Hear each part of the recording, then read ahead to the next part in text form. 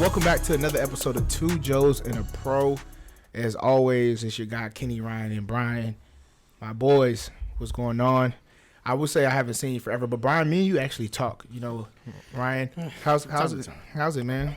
You know, you've been on lockdown and stuff. How's it going? No, so the last 2 days I haven't been getting to work till like almost 12 o'clock. So that's not me. Wow. That's just because we had no sitter. So here I was. So I'm there. put some food on the. You know what? I need you to counter. just come by. I'm a face-to-face kind of guy. All this like chat stuff, I don't have time for that.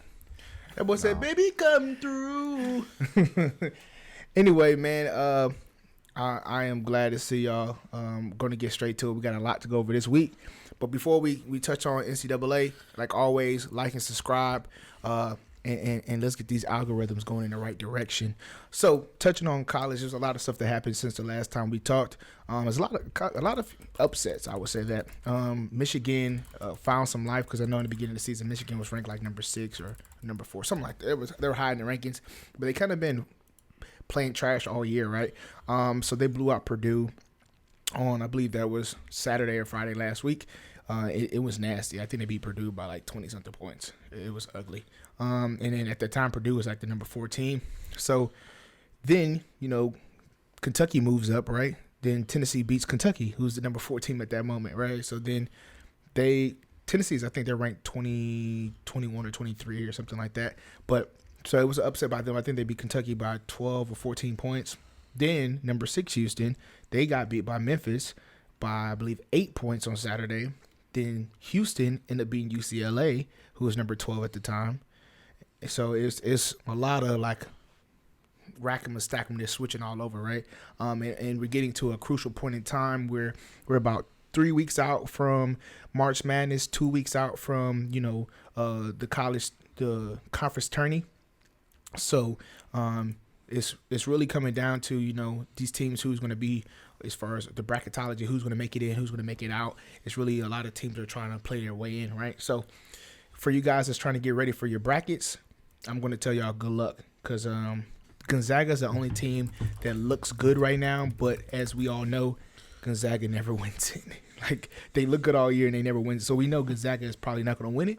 I hope they could, but they're probably not going to win it. So you're going to have to look at something like an Arizona, maybe Duke can come squeeze through.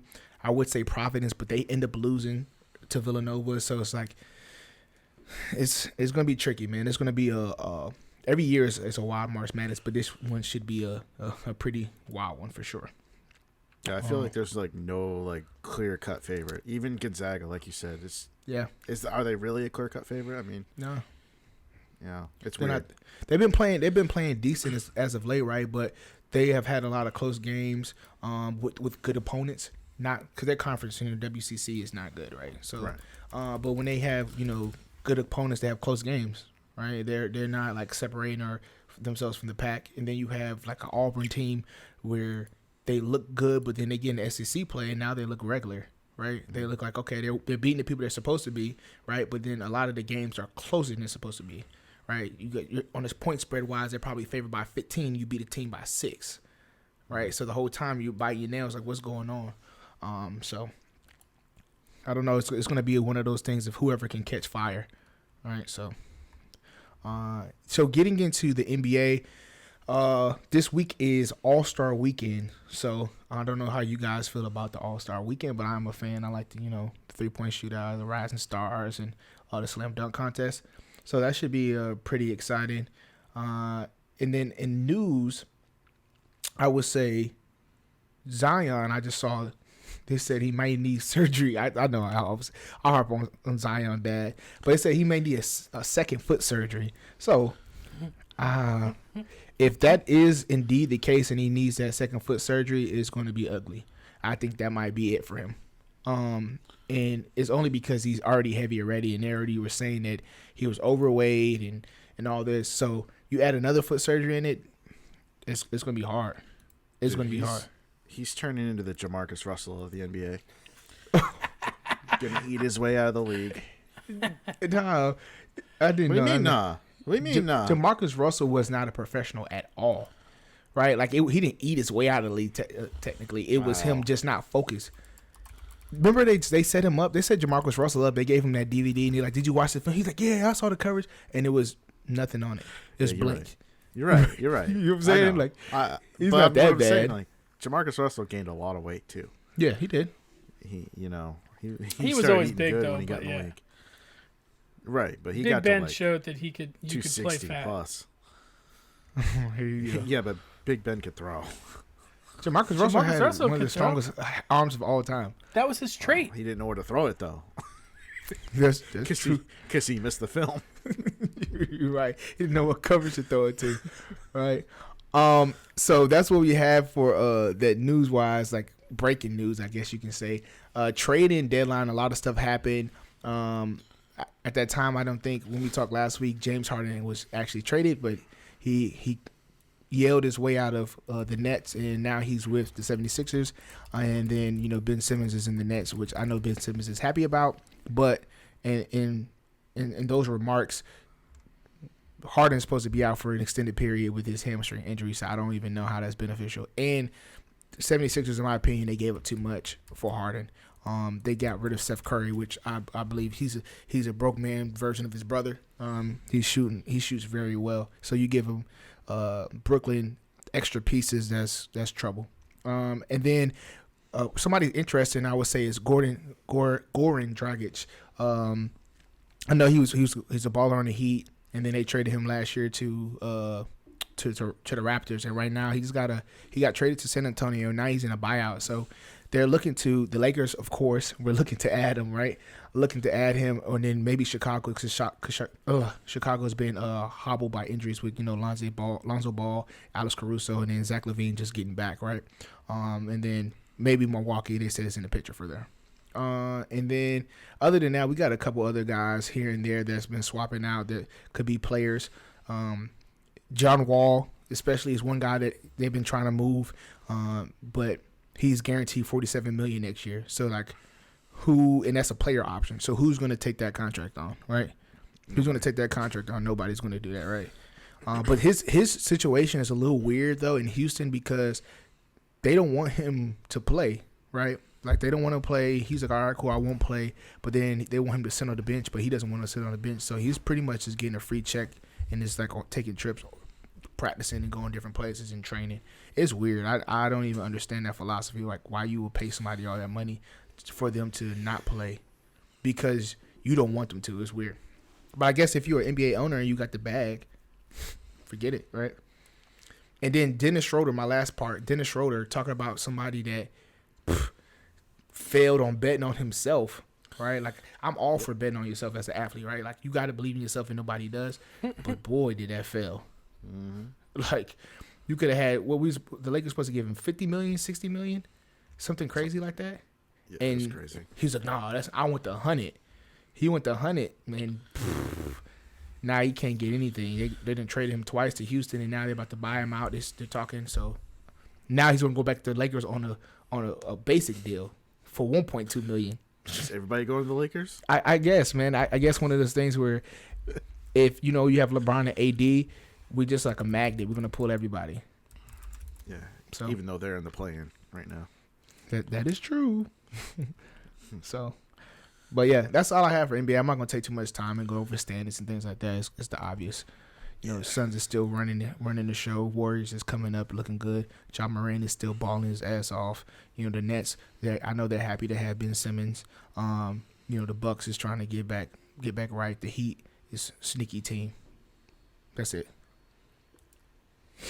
Quick. Sorry, I did that real quick. I'm on my shit. It's beautiful. You're not going to talk about the Celtics? Oh yeah, I'll talk about the Celtics. The Celtics actually are one of the sneaky teams. If you look at the standings, like they're climbing up. And Jason Tatum he playing nasty, and they blew out. I know. Remember we talked about yesterday about the doggone the tale of how good they are. They blew. I can't even say the word. They beat the brakes off of the 76ers, like the brakes. It's like I think it was points. Yeah, it was like 101-58 in the third quarter. Like, it was bad. It was bad. But yeah, there you go, Brian. I gave Celtics some love. Well, I mean, look, they're playing very well, and I did tell you before that game, I was like, this is gonna be a good measuring stick. Yeah. And Embiid played. They didn't have Harden, which I'll give them that, but still, Harden ain't making up 50 points. No.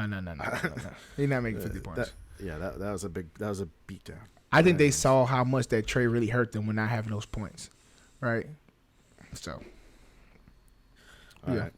Let's get into MLB real quick. Yeah, they're still locked out, and dude, the spring training was supposed to, I think, I think all the teams are supposed to have reported to spring training by now. Yeah, that obviously hasn't happened because they're locked out, so they're already delayed. And even if they do make an agreement, I think that the theory is they need 4 to 6 weeks before they'll even start the actual regular season because pitchers need time to get stretched out. These MLB players, man, you want to talk about like a wide receiver in the NFL being a prima donna? All MLB players are prima donnas. Okay, all of them. It's a tough sport, man. They gotta play 100 whatever games. Like they had to play 1,000 games, and you're upset at them. Okay, it's a tough sport. I mean especially the pitchers, man. They play 20, 30 games a season. About 32, yeah. But that's a lot of stress on their shoulders, man. Shoulders and their elbow, come on, bro. You know what I mean? But you guys are not giving them credit. I'm giving them credit. That's a lot of stress. Yeah. You know what I mean? Wait, what are they doing right now is what my question. Why can't they be stretching out at home, getting ready? They are stretching out, right? But you still gotta warm your arm up back into it, right? I'm working. It's like getting on, it's like benching 225. You just don't get on there and just start repping. Like you still gotta warm up and build up your tolerance. So work out with Brian. Ryan's got it. They're just at home on vacation. Okay. Yeah, they're like, I ain't working. Right. Yeah. Kenny, if you got locked out of work, are you gonna stay at home and be like, I gotta keep my data science skills up and do this if you didn't have school? No, I'm getting lit every day. But guess what? That's essentially where everybody went through with the COVID first cracked off. Everybody thought it was a joke, like they're gonna just party and get drunk. But eventually, you get tired of that. That's not it. That's not the same. Well, no. It's not the same. You party and you get drunk, but you get caught up on TV shows. You start collecting Pokemon cards and trading cards. Like you just start getting into random stuff. By no means are these people working out.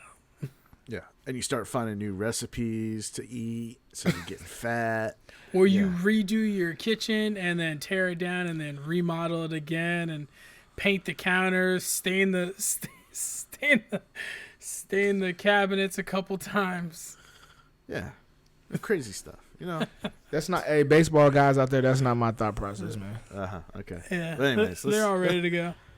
Enough of the MLB. Let's wait until they get their shit together, okay? Like, I'm tired of them.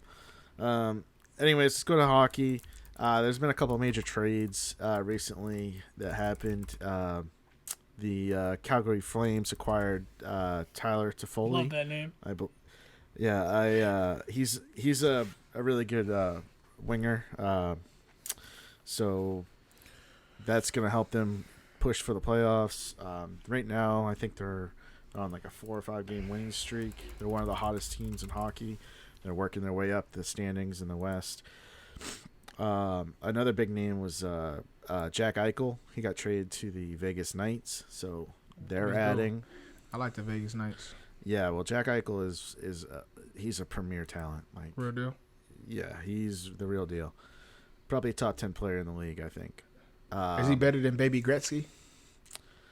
I'm saying like skill wise, like he's got skill. No, all right. I mean, he's skilled, but Baby Gretzky is special. Yeah, okay. Even though he's not quite Gretzky, I was wrong about it. But he's Gretzky light. Yeah, he's Gretzky light. Yeah, he's Gretzky light. He's like the Joe Burrow to Tom Brady. Just kidding. What? Relax. We'll see. See. Anyways. The only hot teams right now, again, I've been talking about the Penguins for probably the last 3 or 4 weeks. they're tied for the first place in the East right now. They've climbed from the 8 seed all the way up to the 1 seed. I don't know why, but they're just playing lights out lately. Playing really well. And of course, Tampa's number 1 is also tied with them. So those are the Tampa's two big always teams. in our running. I know Tampa is a very talented team. They just got a lot of talent. So it's hard to beat Why them. do people want to go play hockey in Tampa? Because It's weird. It really is weird. why is it though? Like if I you think guess about it's it, they're not, getting paid great money, and you're in a great location, and it's cheaper. Yeah, no state income tax either. Right. Yeah, no state income tax. Like, why would I not? And it's kind of turning into one of those like historic franchises, right? Like they've been winning some Stanley Cups. Well, I will say, I think another thing that adds to it is they're an indoor sport, so people can escape, on a really hot day, or they can escape the outdoors. They're always outdoors in Tampa, but it's a way to get inside, into the air conditioning. There's a lot of snowbirds that live down there in that area, so they don't want to be out there in the heat. Also, another good thing about the Lightning, their fan base is pretty good. I will say that because they're actually located in Tampa, whereas like the Tampa Rays for baseball, they're actually located in St. Pete, which is across the bay. It's like, so people that live in Tampa don't actually want to go to the game because it's out of the way. So being actually in the city, I think, helps them a lot. But yeah, anyways, that's pretty much it. I mean, has anyone ever won 3 in a row? Has anyone what? Ever won 3 in a row? Like Stanley Cups? Maybe like way back. Oh, wow. Never mind. I'm looking at it. The Canadians won 1, 2, 3, 4 in a row. Yeah. Followed by the Islanders that won 4 in a row. Oh, so okay, there you go. But that's before my time. Like I don't, Hey man, you gotta know, man. You gotta look it up. I'm not as historically inclined when it comes to hockey, like I am like football or basketball. Sorry, it's just. Man. All right. So what we got for football? Oh, I mean, nothing's going on. Football's over. It's done. Moving on. No, I'm just kidding. Let's recap the Super Bowl. Let me get your guys' thoughts. Tell me what you think. The reffing or the officials were questionable all game. Come on now. They waited all game. There were some pretty big red flags. The one offsides on 4th and 1 was pretty bad at the end of the game with Aaron Donald. But other than that, I don't think it was that big a deal because T. Higgins got away with with that face mask on Ramsey earlier in the game that allowed the Bengals to get a big score. So it all ended up balancing out. So what's the big deal? But the Rams won like I predicted. And Kenny, did you predict it? Yeah, I said the Rams were going to win. Oh, there you go. But we are all kind of off on the score. We thought it'd be a little bit more scoring. I mean, I was closer on the score. I'm just saying. I just had. We were in the 30s, Kenny. Yeah. What was the final score? 23-20, right? 23-20. Right. Yeah. My original one was pretty close. But it's fine.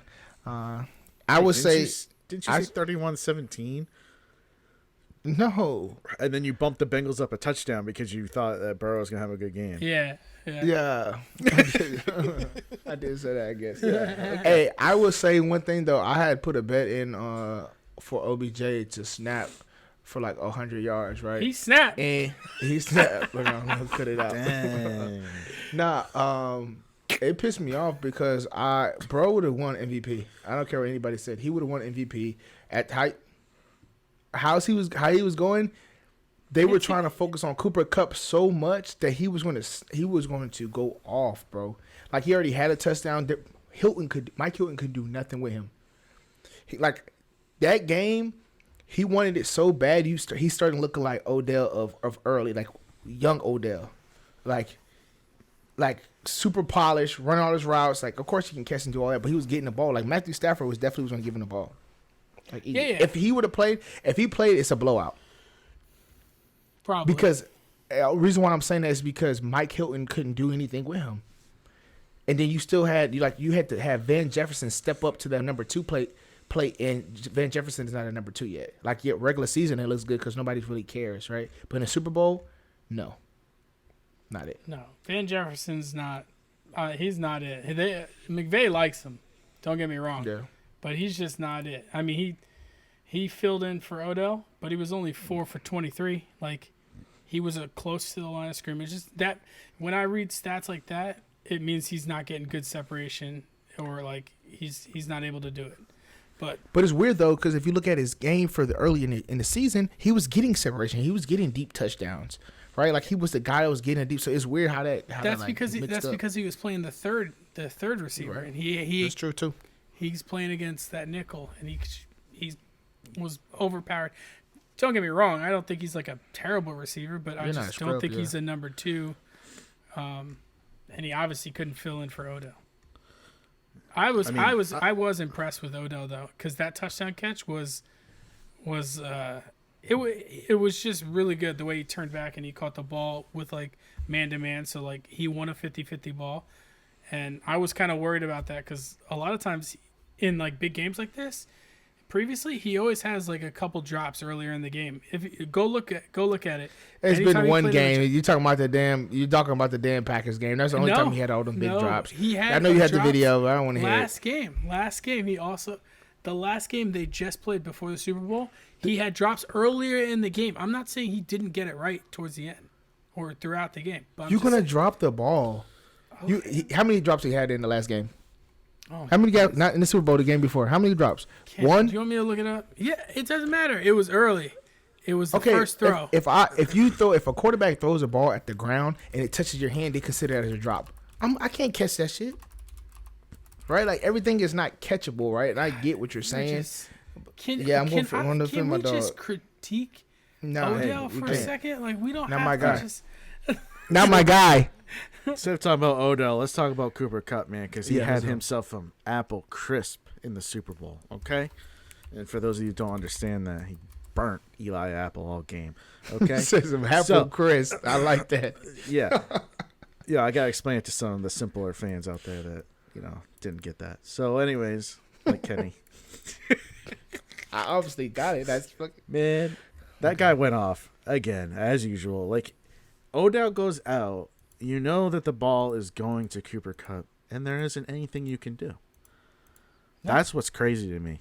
Like, I know that the Bengals don't have the best secondary, but come on. You couldn't bracket the guy? Like, what are you doing?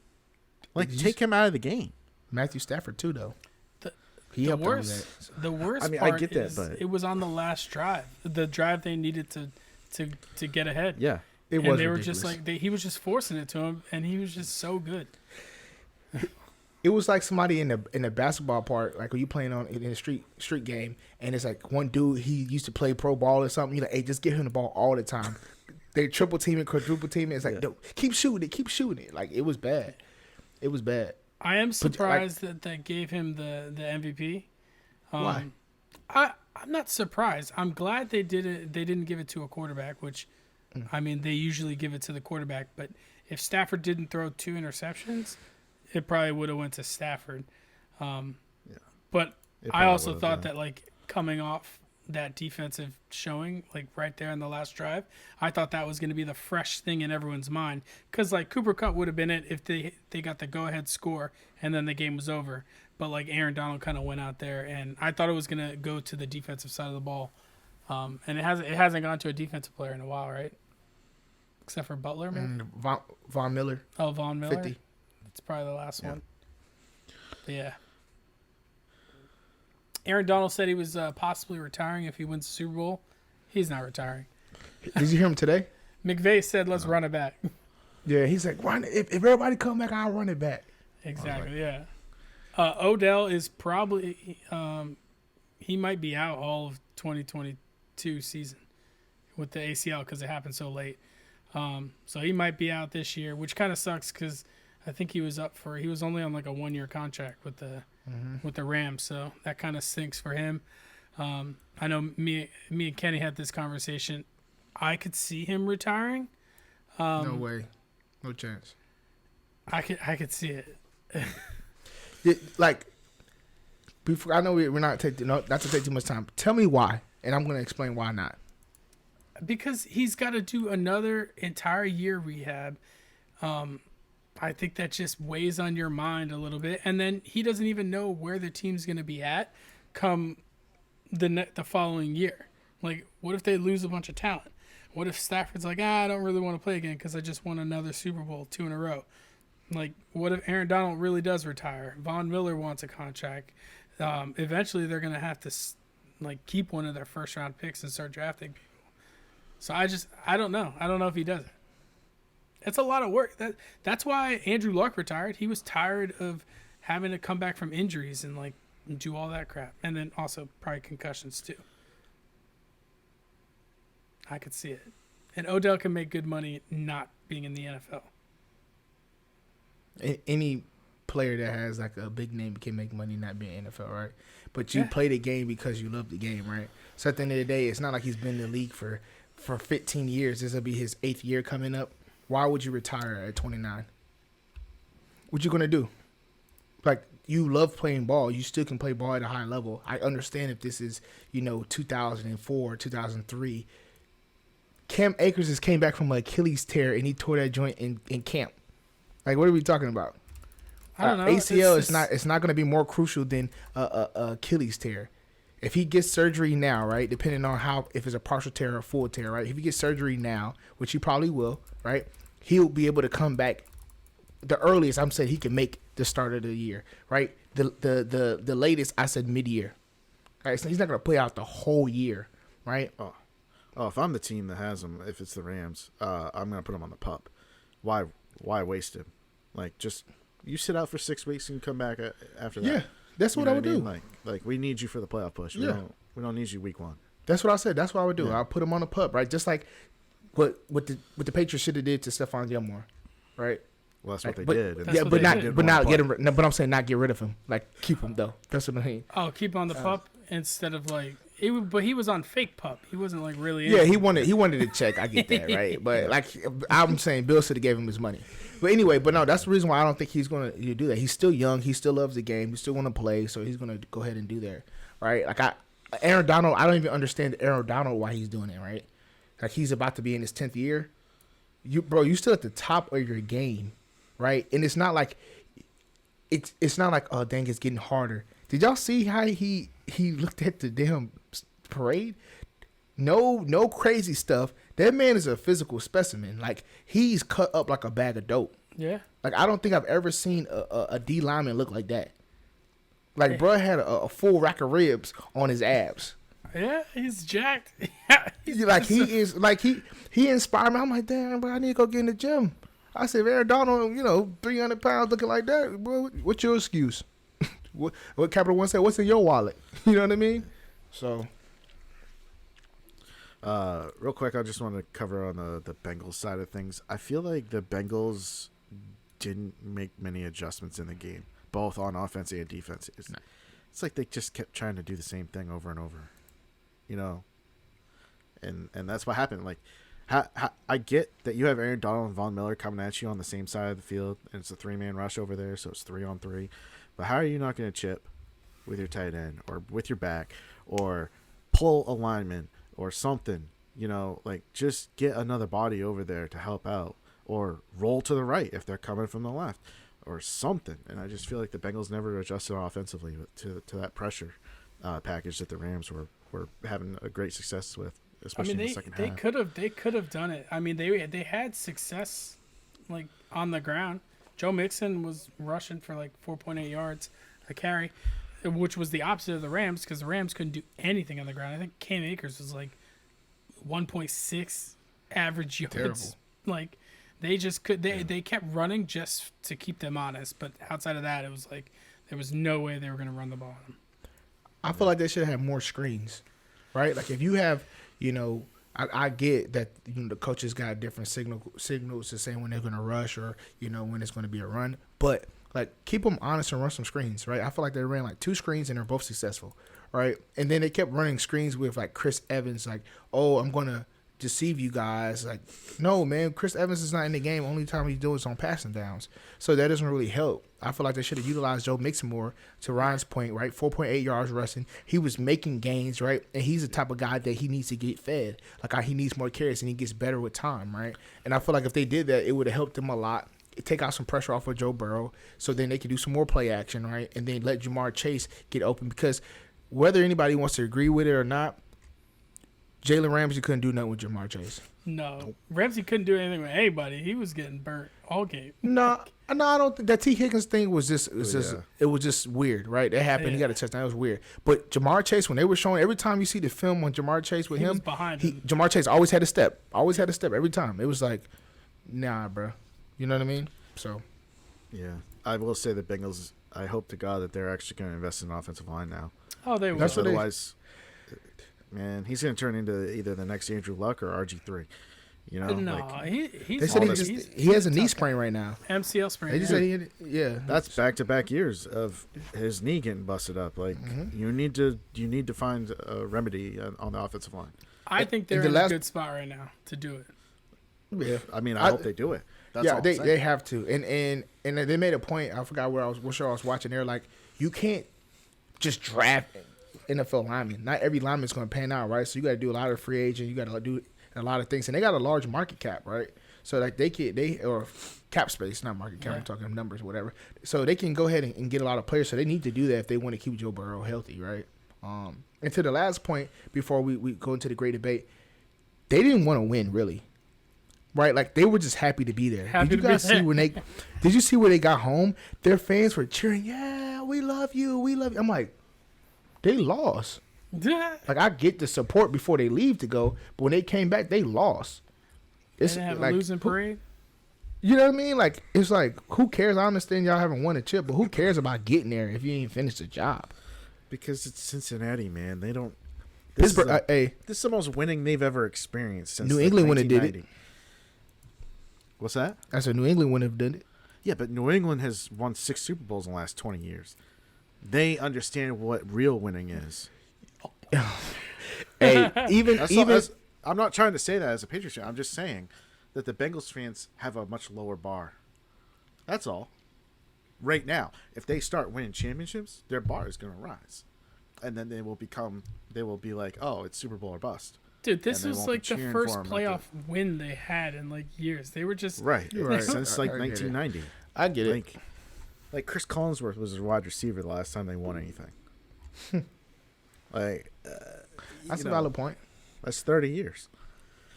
That's all. That's all I'm saying. It's like, it's gonna be like like when Detroit finally makes the playoffs again, their fans are gonna be like super stoked.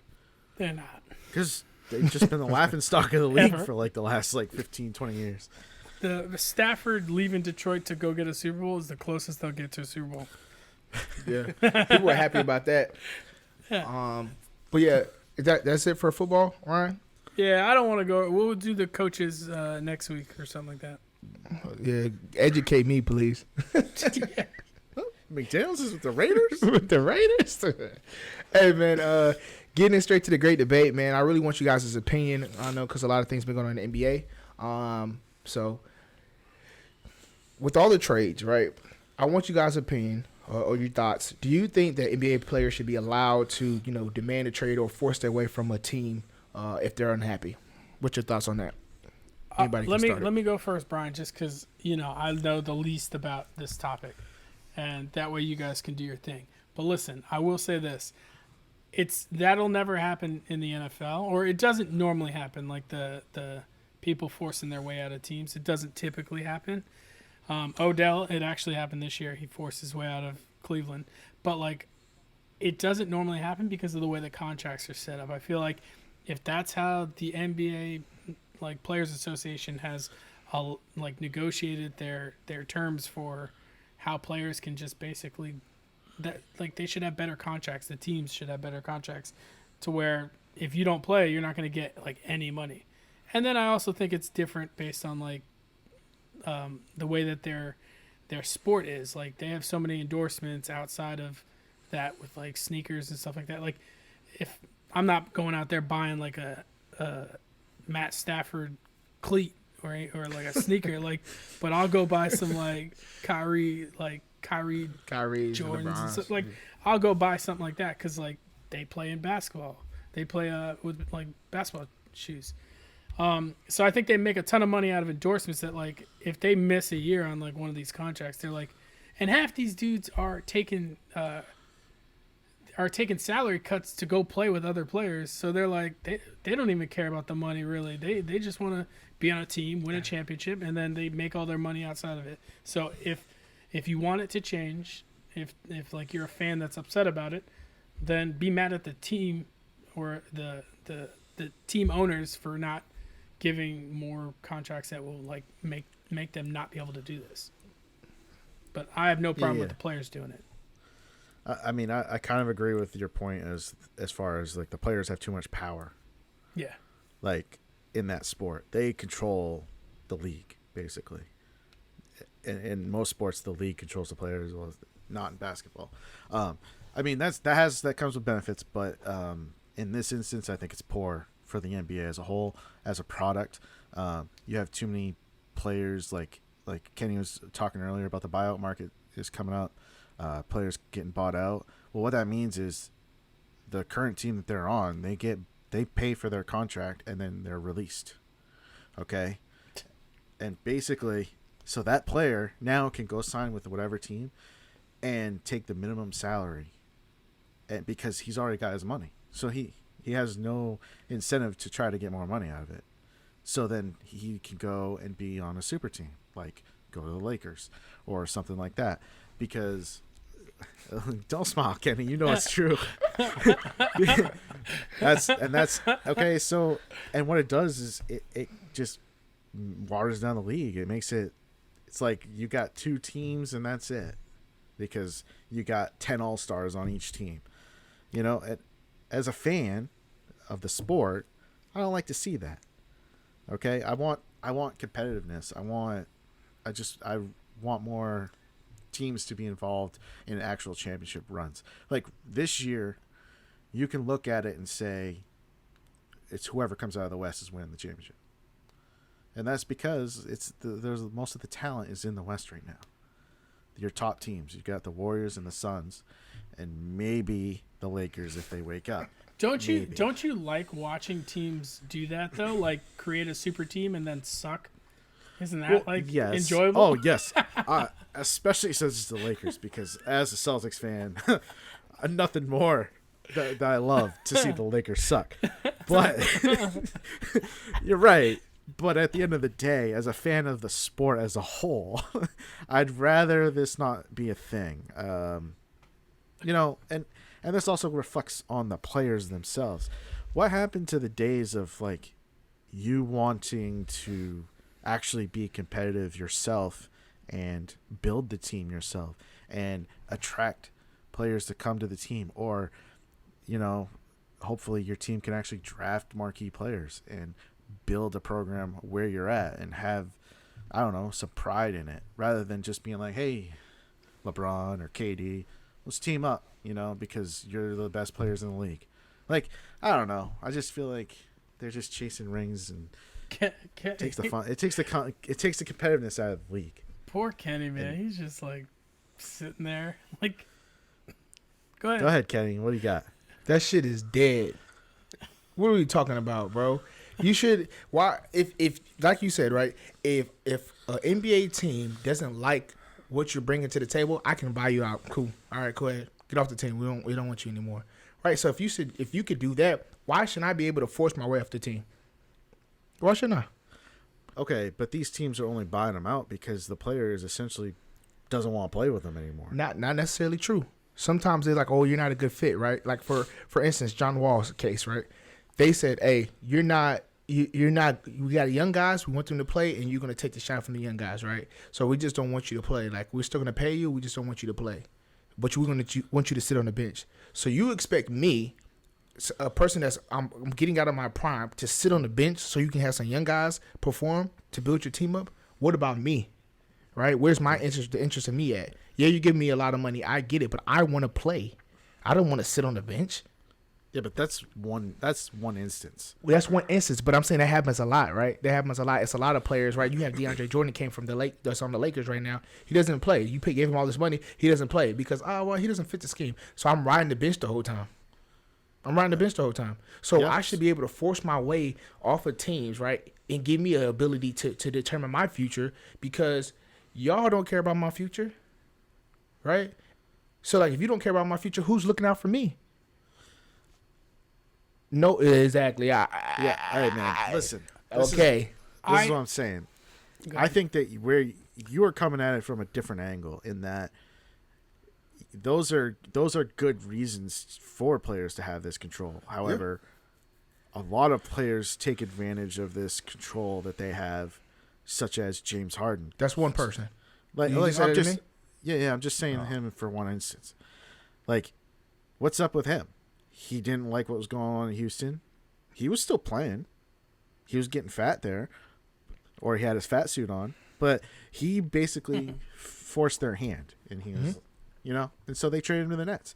Okay, yeah, he gets to go play with his buddies Kyrie and KD.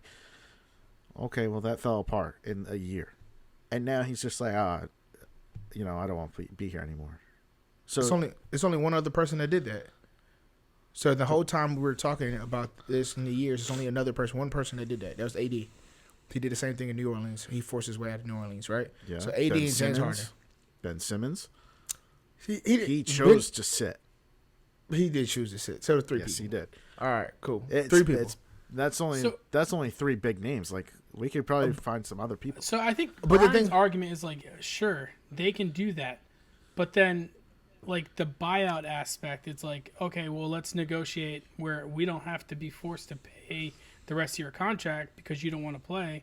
We'll prorate it, cut you, and then they're less incentivized to just sign a minimum deal because they don't have that money, that extra money, because you didn't buy out their contract. You just release them, just like the NFL. Like, you get cut, and then whatever's guaranteed, that's the money you get. With like an NBA player, your entire contract's guaranteed. So, like, if they cut you, they have to buy you out and like release you. Whereas Brian's argument is like, if you don't get that all money, then like you're not likely to take the minimum at another team to make a super team. You're gonna go to where the money, where a team that can give you more money. I think the buyout is more the owner's approach compared to forcing your way out is more the player's approach. Like I'm looking at forcing your way out like James Harden did. Like, I'm not playing, right? Forget a buyout. I'm not playing unless you trade me, right? AD, same thing. I'm not playing unless you trade me, right? Ben Simmons, like you said, okay, cool. I don't feel comfortable, right? That's what he's excused, my mental health, cool, whatever, right? But you forced your way out and you got traded, correct? So, like, in that case, they're doing the things for the best interest of them, right? The owners are going to do the best thing for the team, which is why the buyouts come in play, right? So I'm saying, like, if I'm a person, I have to look out for myself because at the end of the day, it doesn't matter. And I'm going to build a super team, right? Because everybody else is building a super team. So guess what? I got to get with the times. You could try to do all that tough guy. I'm going to do it by myself, and you look like Damian Lillard. You're working your ass off. Yes, you're a hell of a player, but you're not going to get past the first round, right? Or you're only going to get to the second round one time because guess what? You're doing it by yourself, right? So like you have all these other people have talent, and then you have C.J. McCollum. Mm-hmm. You have C.J. McCollum that's supposed to who's Van Jefferson in this case, right? In football case, he's Van Jefferson, right? Well, and he has to step up. He sucks. So then you look like a dumbass. Then guess what? Then my bad. Let me finish. Then you have people like yourself, Brian. When it comes down to it, and you ask, okay, hey, does he deserve to be in the Hall of Fame? Nah, he didn't win. He didn't get no rings. But then when I try to build a super team, then you upset. Then you're saying, why are you building a super team? Do it by yourself. But then you're gonna get mad at that.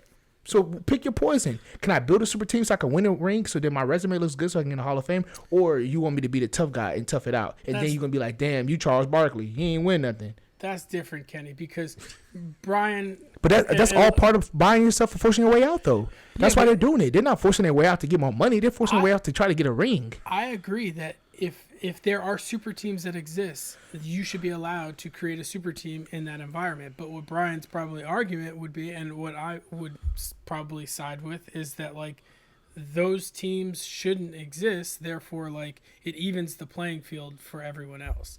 Like, But they do. Yeah, they do. That's what I'm saying. In the current environment, then they should. It's how you have to do. Shoulda, woulda, coulda, right? Like, we could talk about, hey, man, the world should be this way, but it ain't. It's not. They should change it. Right? It should be a fair ground, equal for everybody, but it's not. So guess what? The NBA is not like that. So it's two things. You're either going to force your way out if they won't trade you and create a team so you can win, right? Because at the end of the day, that's what it's going to come down to. When they look at your resume, they're going to be like, did he win, right? All the people in New England, did he win? Tom Brady had 6 rings. Tom Brady got it done. Tom Brady is this. Tom Brady is that, right? It's going to be the same play in the NBA, right? That's all I'm saying. So I'm off my high horse. Listen, you brought up Damian Lillard. Like, that is an instance where you can, if you are Damian Lillard, you point at management and be like, listen, you decided not to surround me with talent. And so when it comes time for me to come up for my contract, I'm not taking the deal. I'm going to go in free agency and find a team that is going to actually build around me. See, Portland too bad he signed a 6-year deal. Well, he already signed? Oh man, he's an idiot. I thought he was. No, this is last year. This is last year coming up. But I'm saying he wanted to get out of there 3 years ago, but he signed a 6-year deal. It's like, what you gonna do? Right. Or Okay. he had an extension for some. But when he actually signed that's back when they still had Aldridge, and I think wasn't Batum like supposed to be like. Batum was decent, right? They had Aldridge a little bit, but then they traded Aldridge the next year, and they had C.J. McCollum. Yeah. That's failure on management, and so he's gonna have to look him in the eye and be like, "Listen, you guys suck. I'm gonna go to a team that actually appreciates my talent and wants to try to build a championship around me." That's what he should do. It sucks. Right, we're not going to figure it out on Two Joes and a Pro, because between the NBA doing it on one, like, where the players own all of the control, whereas and then on the NFL it's complete opposite spectrum, where you have players that are literally trapped on teams because they can be franchise tagged multiple years in a row, transition tagged. Like, you could be stuck on a team and you sign that first contract, you get drafted in the first round. That's 5 years right off the bat that you can get franchise tagged. 7 years into your career, like, you can't even hit free agency. So I think it's players like that are trapped in the NFL, whereas the NBA is a little bit too, like, they have a lot more control. So I don't know how, like, what is the answer to get the happy medium so you don't end up a hard cap. A hard cap. That's. I think I agree to that too, right? Because if you have a hard cap, it limits who you can bring on the team, right? They keep increasing the cap over the years, right? And then now you have 3 max contracts. How? Yeah, How should Kyrie, KD, and and James Harden be on the same team? They're all making $40 million. They're all making over 40, and the cap is only like 125 million or something like that. They're in the luxury tax. Crazy, just like the Golden State Warriors were. Exactly. And luxury tax crazy. I get the Golden State Warriors because they built that team, but still, like, come on, man. That's how you eliminate it. So that's how we agree, Brian. Me and you agreeing that to Ryan's point, right? Ryan has a valid point, and now we can meet in the middle, right? Problem solved. We did it. Case solved. Yeah, I don't know. I appreciate, like, what the Warriors did for the most part. They mostly grew that team within. And I find that more appreciative. And yeah, they got lucky they hit on their players. Oh yeah. Like, they drafted Steph Curry, Klay Thompson, Draymond Green. They got another young kid. I can't even remember that they drafted. I forget the names.